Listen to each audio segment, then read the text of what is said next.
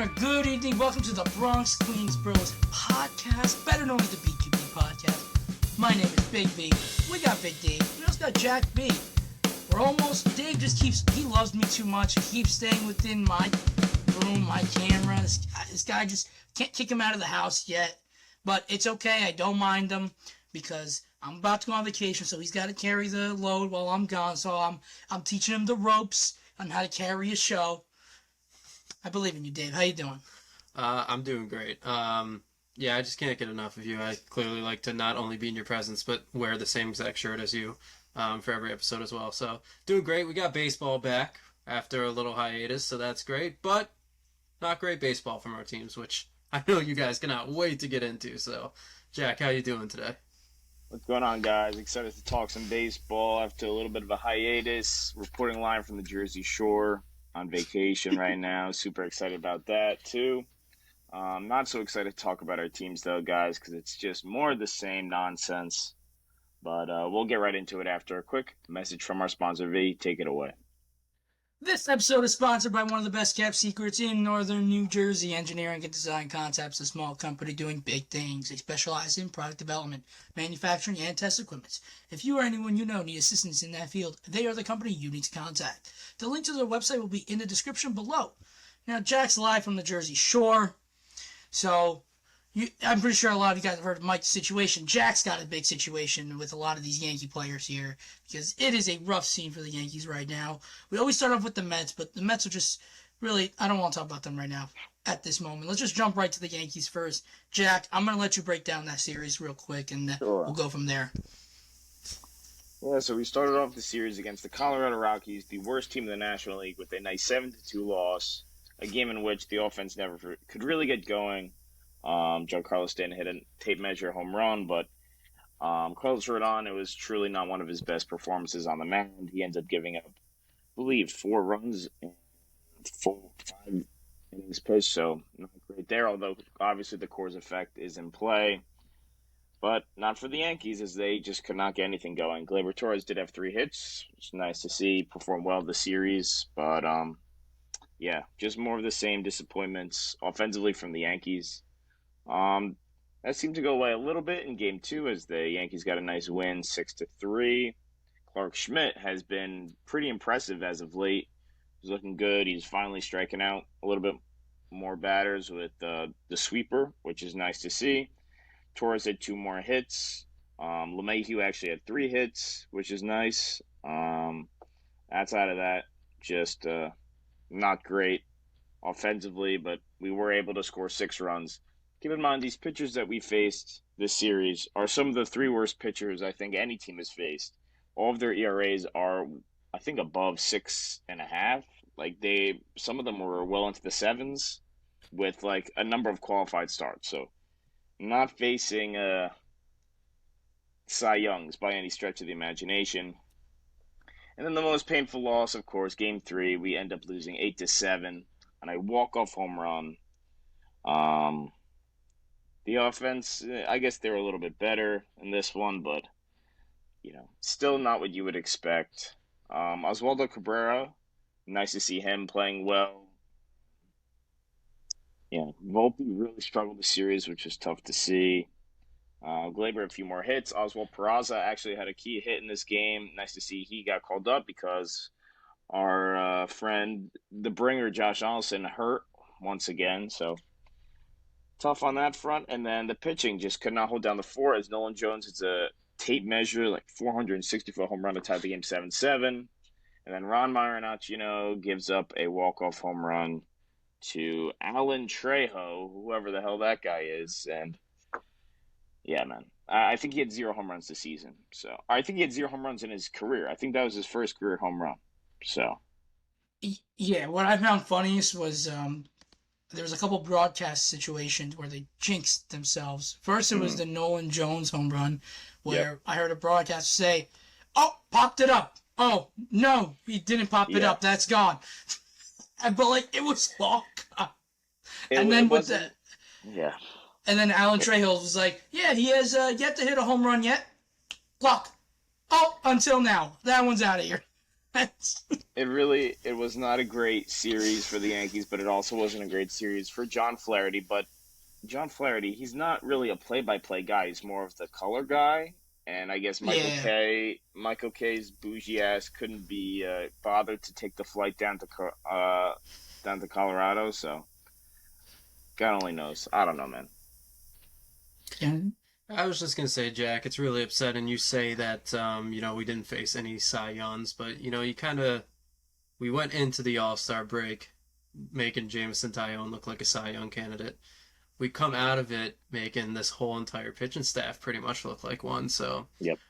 what's good to see though is Judge did take some BP, been running around a little bit, so hopefully reinforcements are coming. And I mean, no understatement, that's quite a reinforcement. So just gotta hang on until then. Stop dropping these games to these bad teams. Yep. Yeah, yeah, I agree. I do have a question for Jack regarding a potential Mets Yankees trade, but I'm gonna go over the Mets series first, and we're gonna come back to this. All right. So Mets come out of the All Star break losing two. They went into the All Star break losing 2-3 to the Padres. Rough way to end, which they got kind of hot coming into that series. Rough way to end. You're thinking, all right, let's win 2 out of 3 against the Dodgers. You're looking good. Game 1, not it. Verlander didn't have it. Offense had 1 hit, which was the first hit of the game, and that was about it. Game 2, Kodai Senga pitched very, very well. And then the big error, not error, Alonso had kind of thrown the ball a little wide to Lindor, and then when they tried to turn it, wasn't in time, run scored, and then I don't know why Bucks kind of threw the game away in the ninth when it was a 2-1 game. I forgot who he brought in, but then he allowed like 4 runs to the Dodgers lineup, and that was the game. And then on Sunday, Buck almost blew it again. Not gonna lie, Scherzer dominated with ease. I think he had not one stressful inning, which was great to see. Like the only hit he allowed against the Dodgers was a bleeder over the bag off Jason Hayward's bat, which because they kind of shifted the third baseman at the shortstop position. It's the only reason why he got a hit, and he got thrown out trying to stretch into a double, actually. Literally, he kind of took that at 97 pitches and threw 7 innings. I'm kind of shocked he didn't go out for the 8th. I'm even more shocked that Robertson didn't get a 2-inning save. I'm even more shocked that Brooks Raley was available, and he didn't go to Brooks Raley to start the inning. He went to Trevor Gott. Like, listen, Trevor Gott's been a nice little piece that they just picked up from Seattle, and like, but in a game where you're just lost now 4 in a row, where you're still trying to somehow convince management like, hey, we're actually a good team. Get a couple more pieces, we'll make a run in September. And you're putting Trevor Gott in a game where it's 1-0. Like, you need to put your best arms available. For me, there's only 2 truly reliable arms in a 1-run game situation. It's Brooks Raley or David Robertson. It's not even Ottavino anymore. It's not Smith. It's not Gott. It's nobody. It's nobody. I don't know what he's doing that. They end up tying the game. Thankfully, somehow Luis Guillorme doesn't know how to get a bunt down, but could get a single, and the Mets win it in extras. But what pisses me off is Robertson pitched the 9th and the 10th. He still pitched 2 innings. Why not just let him pitch the 8th and 9th? I didn't get that call at all, but worked out, I guess. And because the Mets have an off day today, on Monday, it's okay. But very confusing call on my end. Very good Dodgers team. You take 1 out of 3. If they can somehow sweep the White Sox at home, then maybe, and then they can win the next 2 series after that, then they're talking like 2-3 games under 500. Probably within 5 games of a wild card spot. Maybe there's going to be buyers. But unless they do that, I don't think that's going to be the case.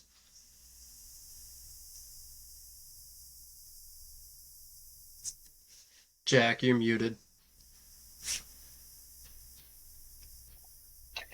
Yeah, the tough series there for the Mets. You kind of thought that at some point, right, going back to a few weeks ago, they could turn things around, and then the 2 California teams kind of just let the air out of the tires, and it's kind of unfortunate. I did see some encouraging things, though.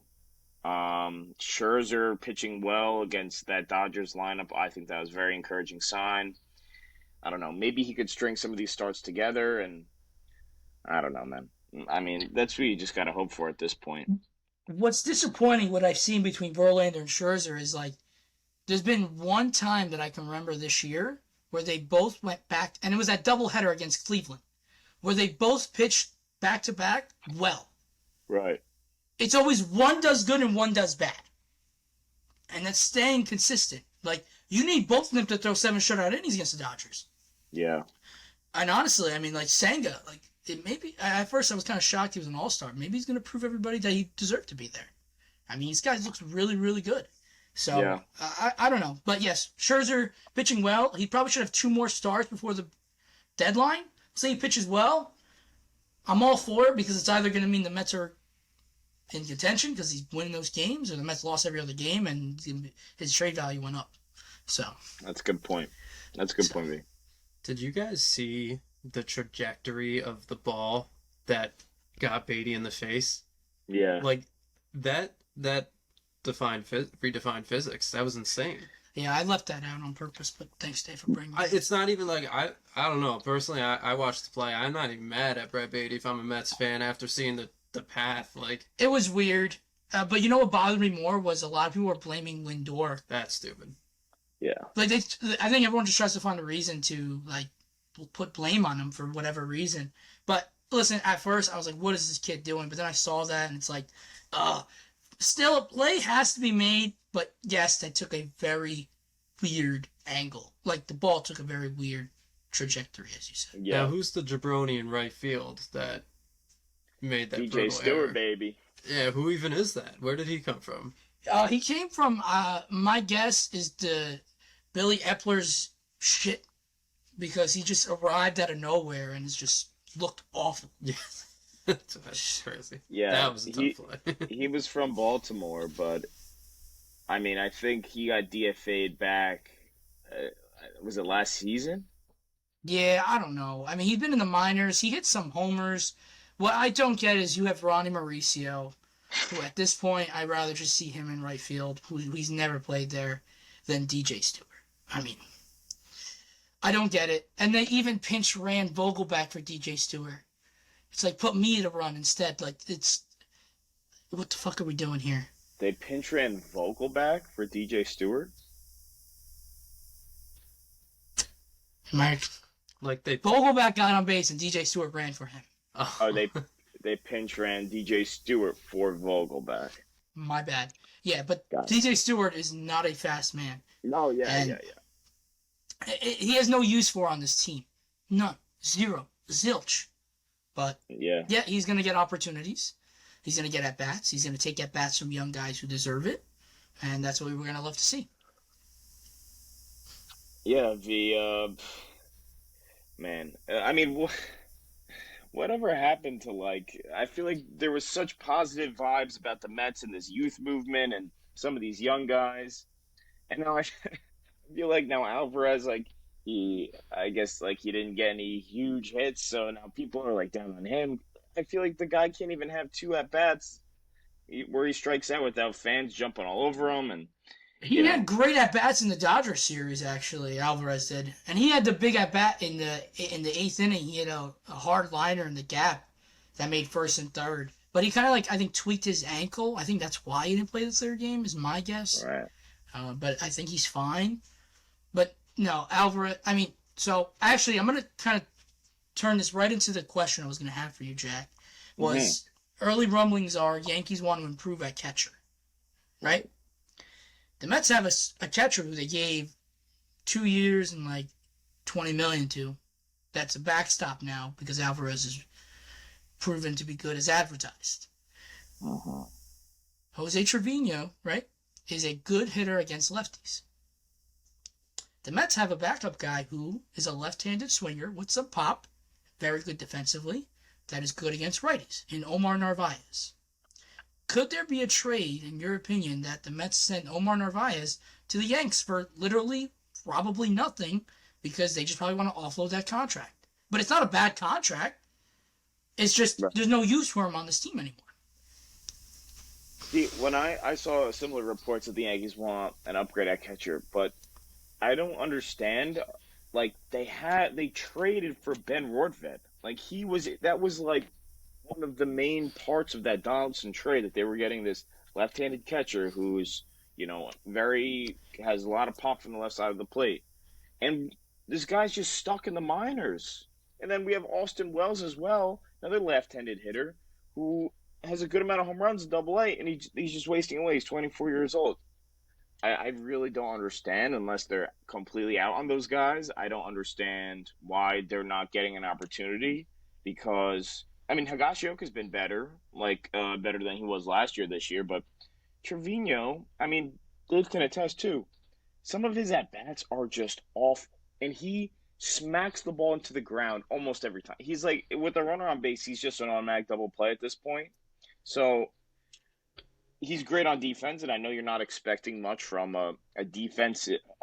You're not expecting much from the catcher position offensively these days. It's just the modern MLB. But I don't know. The way the Yankees offense has been struggling, you might as well throw in Rortvedt. I don't understand how he doesn't get an opportunity.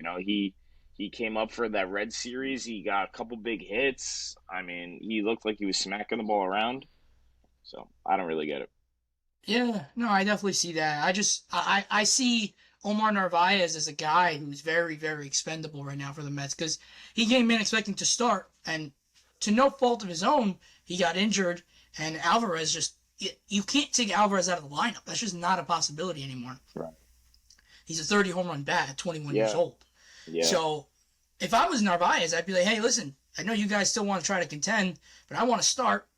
And it just clicked with me. He's a lefty bat, has power. He's had a couple seasons where he hits some home runs. Hasn't hit a home run yet this year, but barely has played. So, how is he going to have any consistency when he gets one at bat every 9 games at this point?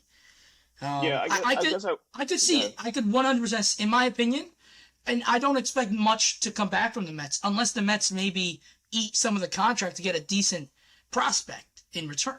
That's the only way I would see a prospect coming in return. Yeah, I could definitely see it too. I'd rather have one of our players that have been in the minors and another player that we traded for that has been injured for like 3 years to get an opportunity over, I don't know, Narvaez, who, we kind of know what he is at this point, where these other guys, maybe let's see what we have, especially if we're going to continue to struggle offensively. Might as well see what we have. No, I agree. I kind of just, I didn't see any rumblings on this idea. At least someone might have already thrown that idea out, but I saw the fact that the Yankees want an upgrade at catcher. I hear a lot of people want the minor leaguers, but I was instantly like, holy crap, the Mets have a more than serviceable guy who's a backup that would easily want to get traded. And this way, at least, if he, is renting an apartment in New York, he doesn't have to move. That's right. That's the biggest escape. I'm just saying. Hey, real quick, fellas, it has been a minute since we have done our segments, especially your 2 segments. It has. Now, I'm very curious to see who's going to be on this hot stove of yours, but maybe we can get some hot takes, or I know you're always cooking something up, so why don't we get right into it? Let's bring back Vitan's hot stove. Ladies and gentlemen, welcome to Vitan's hot stove. I got nobody on the show today because nobody deserves it, because the Mets and Yankees are both struggling, and they're both in a rough patch, but I do have a hot take. I have a hot take here, and I have a couple. I'm going to start off one with the Baltimore Orioles are going to win the AL East. Jack, I said it from the start of the season. Baltimore Orioles are going to be a playoff team. Nobody believed me. Everyone said they don't got enough. They don't got enough. They certainly do.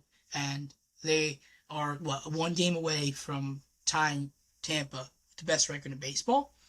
And I think they're going to end up winning the AL East. That's an overall baseball general here. I know it's Mets Yankees podcast, but I had to say that. I have a hot take for the Yankees here. It's going to be this simple. The Yankees are going to end up making 3 trades. They're going to get an upgrade at catcher, Jack. They're going to get an upgrade in the outfield, and they're going to get another starting pitcher. Who will they be? My strong guess is they're going to go get Cody Bellinger. I think they're also going to get Marcus Stroman in that deal, though. I think it's going to be a combined deal. I mentioned this earlier. I think Stroman and Bellinger coming to the Yankees. Stroman, guy who's having a career year, logs innings, keeps the ball on the ground. I think he'll do well there. At least having a good year. Hopefully he keeps that train going. And that catcher, I could see Salvador Perez coming. I could see maybe Yasmani Grandal, which I don't think would make sense really, but I could see that happening. And I can see Omar Narvaez and maybe Shea Langoliers. I can see all those. Shea Langoliers would be a very interesting case, but I can see that happening for sure. And then I do have a Mets hot take, Jack, before you give me all the shit in the world. I think the Mets will still be buyers. I think it's the hot take of the year. I think it's just gonna happen. I'm just saying. I don't know. I don't know about those Mets buying as of just yet. Let's hold off on that. Maybe wait till they win a series. But the rest of your takes, I don't really have any contention with, except Langoliers, because isn't he just 22? I think he's 22 years old. He is. He's a young. Keep talking. I'll get you some stats on him. Yeah, I don't know. I don't think Oakland would want to depart from him. But I mean, I didn't think they would want to get rid of Sean Murphy, and then they decided to trade him. So you do make a good point. As far as the Mets go, I mean, before we say they're going to be buyers, can we win a couple games in a row here? Can we maybe be less than 8 games out of the wild card, come on, man. I mean, listen, I'm not going to argue there. I just think that there's definitely a shot for sure. Only thing I could say is, though, Shea Langoliers is 25. He's not as young as you thought. Oh, wow. He is only 2 years into the league. He's not having a good year. His OPS plus is only 83. His OBP is only 270. Not having a good year, but maybe a guy, change of scenery, could do very well. I think he's a very high upside guy. I don't know. Like you said, I think Oakland just, at this point, if anyone's willing to give him some money or something, they're going to trade whoever the fuck you want. So. Yeah, V. All right, well, let's quickly get into the jack-off. And I could go on and on, but I'm just going to make it quick with the Mets. It's going to have to be Justin Verlander for me. V, just really disappointing. I know I'm a Yankee fan. I can hate on the Mets a lot, but to me, I thought any team that gets Verlander and Scherzer and they're in the rotation together at one time, they're going to be an exciting team to watch. I'm going to want to watch them on Monday or Sunday Night Baseball. They're very exciting. And Verlander just has not really looked like himself. As V said a couple times, he's pitching much more to contact, not striking out nearly as many guys. His velocity seems to be a bit down. I'm not exactly sure what's going on, but this game against the Dodgers, V, Buddy just could not find the plate. It was one of the toughest games to watch, and he even got booed off the mound. To me, it was just a really tough. It just kind of personified the Mets season. It was just a tough scene. It was tough to watch. Every time you thought maybe he would get through another inning, he threw another fastball high or he choked on another slider. It was just I don't know, tough from Verlander. For the Yankees, and I'll let you go in a second, V. Anthony Rizzo. Anthony Rizzo, guys, it's almost shocking how bad he's been, especially because he had a great first 2 months of the season. Outstanding. So before Tatis went into Rizzo's neck, I believe that was, I think that was on June 1st, if I'm not mistaken. 98 at-bats, 326 average, 19 RBIs, 6 home runs. Since the injury, 119 at-bats, 164 batting average, 7 RBIs, 0 home runs. The guy has just been terrible. I mean, there's no two ways about it. His swing seems slower. He's not hitting the ball nearly as hard. He's not a threat at all. Just completely not a threat. Pitchers are just giving him fastballs first pitch. He's just sitting on taking. I mean, it's tough. 58 days since the last Anthony Rizzo home run. 58 days. It's tough, man. It's really tough, and I hate to. I know I play revisionist history a lot with Brian Cashman, but he refused to make the Matt Olson trade. He didn't want to do it. Thought he'd be saving money by signing a guy like Anthony Rizzo, trading for, and then signing a guy like Anthony Rizzo. And it did make sense, but I don't know. I would have loved, especially looking at this year, Matt Olson's just hitting the cover off the ball, and he'd be so great for Yankee Stadium. So, yeah, that's all I got, V. What do you have to say? I can't argue too much. Verlander hasn't been. Listen, he's not having a horrible year, not having a Cy Young year. That's what the Mets signed him to be. And coming out of the All Star break, Mets are looking at. Clearly, it's this. It's the Mets had 15, 16 games to show that they're a good team, for them to keep, for the front office to make the moves to keep them in contention. And so you put your $43 million pitcher out there to set the tone, and he did it. So I think he deserves to be a jack-off. He 100% was. I get it's the Dodgers, good lineup. The offense did nothing, but you would have loved to have seen 6, 7 shutout innings instead of what he did. 6 walks. You can't walk 6 guys. I don't know what the fuck you're doing. That's really bad. And then Rizzo. Can we also talk about Alonso slightly a little bit? Since June 1st, Alonso's batting like 144. Yeah, he has the home runs. Listen, if you look at the, unlucky hitters of baseball, Alonso's leading it, which, yeah, I don't want to look too much into it, but his hard hit percentage is still up, but his swing rate percentage on pitches outside of the strike zone are way up. They're up by like 15 to 20%. Not seeing the ball well. When he hits the ball, he still hits it hard, but his strikeouts are up.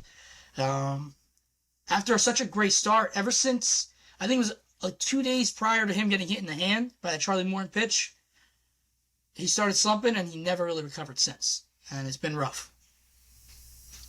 Yeah, that's a good point. Alonso has been struggling up there, and I do know, he's always hitting the ball hard. He has pretty much his whole career, and yeah, and defensively too, like you said, the Dodgers series, he had a few miscues, and yeah, man, tough. I see a lot of chatter about the Mets fans kind of being split on an idea of an Alonso trade, right? A lot of Mets fans I saw would say he's an untouchable piece, and then others would say, if we're really going to sell, then maybe he is someone that we could get a lot of value for, then you don't have to end up paying him. Here's my view on that, though, is I'm okay with selling, but you can sell this season and still contend next year. And you contend next year with having Alonso at first base. You don't contend next year I don't know who's a free agent off the top of my head. Mets have no first base prospects besides Mark Vientos. I'm not going to the 2024 season with Mark Vientos as my starting first baseman. As much as I think the guy's got a lot of potential and everything. For me, right. If the Mets are like, hey, listen, we're going full rebuild. We're blowing this whole thing up. We're going to replenish the whole farm. We're going to contend in 3 to 4 years. Then yes, go freaking trade Alonso. I'm all in. Mets, for no reason, have to trade Alonso for the straight fact of you have Nimmo, Lindor, McNeil, you have Senga, you have Diaz, you have Beatty, you have Mauricio coming up, you have Vientos right there, you have Jet Williams probably not too far behind, and you have Francisco Alvarez. You have a core of good players that you're like next year, even if they don't really do much besides this, next year stuff goes right, people go back to their career, like what their career years are. Mets are a good team. Like, yeah. I get it, everyone's pissed and disappointed, and so am I. But for me, it makes zero sense to trade Alonso when he is without a doubt probably the best power hitter this organization has ever made as a homegrown player. Yeah, I think what fans look at is in 2025 you're going to have to pay him, right? And, I think you said it last episode. He's probably going to demand close to 200, maybe north of that, $250 million. I would say probably 2 to 250 for sure. Yeah. So I guess people are kind of looking at that, looking at the contracts you handed out to Marte, who seemed to completely fall off. And then obviously Scherzer, if he stays around, and then Verlander, I assume they're both going to end up opting in, right? So, well, I mean, the one thing with Scherzer, yeah, he'll probably opt in for $35 million or something like that. But after that, he's off. So then You think about it, you got $35 million off the books. Alonso's a free agent. Alonso's not getting paid $35 million a year. It easily covers it. And then Verlander's going to come off his third year at $43 million, and by then. By the end of by that time too, Marte will be off the books. This year you get Cannon off the books. You have Narvaez coming off the books. You'll have Robertson coming off. The only people you have really locked up to big money will be Diaz. Senga's only getting like 15, so it's not that bad. It's really Diaz at 20, Lindor at 30 something, and then Nimmo. And McNeil's only getting like 12. Yeah, again, it all adds up. But there will be a lot more money freed up by that time. Maybe not that first year of his free agency, like after he signs, but right after that, a lot of stuff's going to clear up. Now, that changes if, let's say, Soto hits free agency and they're all in on him, or Shohei hits free agency and they're all in on him, or Josh Hader hits free agency. There's like a lot of big names, obviously, where if the Mets then go after one of them, and then it kind of might change that story up a little bit, but in all honesty, I think there's definitely still room to definitely pay Alonso at 20 to 25 million a year. I think that's what he was going to get. Well, we talk about Jack, you brought up the panic button to V many times, and I think there's a complete difference in looking at the panic button for this season versus the panic button on the Mets organization and their chances of winning a championship in the near future. Because you'd like to think the season, like, no one expected these players to underperform like this. You'd like to think it's just an underperforming season where, like you said, people can kind of start playing up to their expectations, which, as you said, Jack, that fancy word, maybe it means something. But I think if Mets fans are hitting that panic button and trying to sell to that extreme, like your Alonsos, and I think that's a little absurd, but what do I know? I'm not a big Mets fan. But excellent segment as always, fellas. It's just, I always miss it when I don't get it, so thank you for providing it for me. But now to get on to the fan favorite segment. We have this episode's edition of Big D's Big Odds, so we're going to get back into it. We will have the pleasure of seeing Jack start the second half of the season in a Mets hat because he lost 2 truths and a lie, which was just a runaway performance from Big V. So Jack, big week for you. Let's get at it. We are going to start with the Mets line. We're going to keep it simple this week. We're going to go all offense here. We are going to go Pete Alonso. We talked about his recent struggles, hasn't hit a home run in quite some time. So we're going to go Alonso.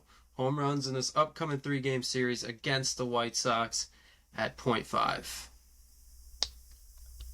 Ooh, hey. This is super enticing. I just cannot do an over with a Pete Alonso home runs. Dave, it would be against my religion. Got to go with the under here. I mean, Jack, the guy hasn't hit a home run in the second half, and we know that the White Sox just really aren't it. I don't know how you don't smack this over. I am smacking the over, so easily. Very good. Now, Jack, for your Yankees, Giancarlo's actually been cooking up a little bit, heating up. He hit his 1,000th career RBI, which is pretty awesome. And he's hit that moonshot the other day, so big to see. Let's do the Yankees got a 3-game series coming up in Anaheim. Let's do Stanton home runs, over under 0.5. I just can't do a Stanton home run over a line here. I can't. It goes against my religion, so I'm taking the other. I'm pretty sure both times I did that line before you did it. Yeah, I'm looking at it right now. It's over. Although, on the same episode, I did an Alonso hits 3.5. Look who also took the over on that. That's right. I'm calling you guys out this episode. Well, now you have a sheet of why I always write everything down. I should do this since it's my job. I do your job for you. Jack, Stanton home runs over under 0.5. I'm going to go with the over. We're good. All right, let's move along to the Mets. Jack, I know you've been very critical about Lindor this season so far, but starting to be a consistent contributor. So let's do Lindor hits on this series. I'm going to do 1.5. That's, Jack, it's your turn, not mine. Yep. I know it's my turn. White Sox have been shaky all year, especially their starting pitching. Their bullpen, honestly, has been a wreck, too. I'm going to go with over here for Lindor. He's got to help the Mets win some of these games, or he's going to be seeing his friends walk out the door. Jack, I can't agree with you more here. I'm taking the over as well. All right. Jack, I don't know if you heard, but, we're recording this Monday night. Just about 35 minutes ago, Greg Joyce, Yankees beat writer, actually reported that Josh Donaldson might have a complete rupture of his calf. Apparently, the Yankees got two different opinions. One says it's a grade 2 strain. One says it's a grade 3. So a grade 3 is a complete rupture. Grade 2 is just a strain. So it's very likely that he could be out the remainder of the season. So no timetable on his return Terrible. quite yet. Terrible But news. that means that Peraza is probably going to be roped into this lineup, probably have an increased role. So I'm going to go Peraza hits this upcoming series. I'm going to do 0.5. V, that's you first. That's right. And because of that, I love rookies. Nothing more in baseball I love more than rookies, so we're going to get the over on this one. Love Peraza. Gonna ride with V here with the over. Very good. And I got to create some argument here. So last line of the episode. Which team is going to have a higher run differential? Yankees or Mets? After it's all said and done in their respective series. I'll take this one, V, because the Yankees can't score many runs. I know the Angels have been giving up runs like it's nothing, but I'm not trusting the Yankees. I'm going to go with the Mets. You want to cause argument, and he goes and picks against his own team. Jack, what the heck, man? I gotta agree with Jack here. I can't pick against the I mean, like, the Angels are the Angels, but like the Yankees are really rough right now. I can't do it. I can't do it. All right, well, maybe I'm going to have to throw you guys a special treat next episode and challenge you a little bit because we gotta create some diversity in your answers here. Let's move in real quick. Let's preview these series. V, I'm right next to you. I'll let you go first. You got the Mets against Chicago in New York, 3-game series. What are your thoughts? What are you looking for? Questions, comments, concerns? I'm a little concerned because I need the Mets to win the series. I need the Mets to sweep the series. I need the Mets to pitch well. I need the Mets to hit well. I need the Mets to play good baseball for 3 games. That's all I ask for. Because then when we preview the next series, whether I'm here or not, I want them to play another good 3 games. But we're going to take it 3 games at a time. And we're going to take it 1 game at a time. We got to pitch good Tuesday night, and we got to hit good Tuesday night. We got to pitch good Wednesday night. We got to hit good Wednesday night. We got to pitch good Thursday day and hit good Thursday day. And then we worry about the next series. If we could do that, the White Sox are not a good team. They have some nice players. We're going to trade for some of their players, as I already said. So we could scout them out while they're here, kill them, and be like, actually, we'll take those good guys and put them on our team, and go from there. Yeah. So that's what I'm hoping for. That's what I'm looking for. All right, Jack. We got the Yankees staying west and going to Anaheim for 3 games. What are you looking for in that series?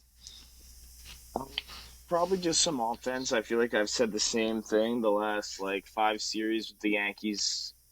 Can the offense look like a MLB offense, for 3 consecutive games? That remains to be seen. I feel like we haven't seen that really in the last 2 months of the year. Seems like our lineup is just a group of 3 guys will get hot, and then a group of 3 guys will just go completely ice cold like they've never seen a baseball before.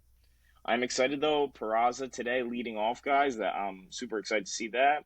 I'm also super excited to be facing the Angels without Mike Trout, although I wish Mike Trout was playing. He is a Yankee killer and always seems to give the Yankees trouble. So kind of happy he's not going to be in the lineup. I am excited to see Shohei Ohtani. Maybe we could scout him out. And maybe... Come on, B, I was pausing. I paused for you to hit the button. Yo, you see how you realize after I realized what you were doing? Hey, hold on. But yeah, maybe the Yankees could sell Shohei for the Mets. You never know. As V said to that one child not too long ago, Ohtani is coming to New York. I never said which team. So are I never said which so team. are that little kid's hopes and dreams. I hope he's watching. If you're watching this, stop being a little shithead at stadium. Stop punching the people next to you. That's all I ask. With that being said, that wraps up this episode 34, fellas. Good for us. Let's keep it going. Let's start to have some excitement when it comes to these things again. Let's have our team start playing better. That's right. V, they gotta at this point join the conversation. Watch all the hard work you put in. Tell them where they can find us on Instagram. Think about us on Instagram at BQB Podcast. Guys, listen, I've been posting some great content. I put some Bartolo Colon, post some Deion Sanders today. I post highlights, Mets and Yankees. I make some edits. Like, comment, DM. Tell me how much you hate me. I really don't care. Just show me the love. Show me the love. And Jack and I will sometimes watch all of your hard work, but Jack, let them know where the fans can find us on TikTok. BQB Podcast. Check us out. Give us a like. You can also find us on Twitter at the same handle, BQB Podcast. Tweet all your hot takes. Hashtag Vuitton's Hot Stove. Let's get it trending. Could you imagine if we just started trending? That'd be awesome. That'd be fantastic. I would love that. That would be great. If you like us, no, I skipped a step. I gotta tell you where they can listen. You can listen on Spotify, Apple Podcasts, Google, Amazon, iHeartRadio, and a million other places. YouTube, check us out. And if you like us, go to Europe and spread the name, because BQB's going international. Catch the train. Right. All right. With that being said, Jack, you heading out? Jack's out. We're out. You guys have a good one. Thank you. You too.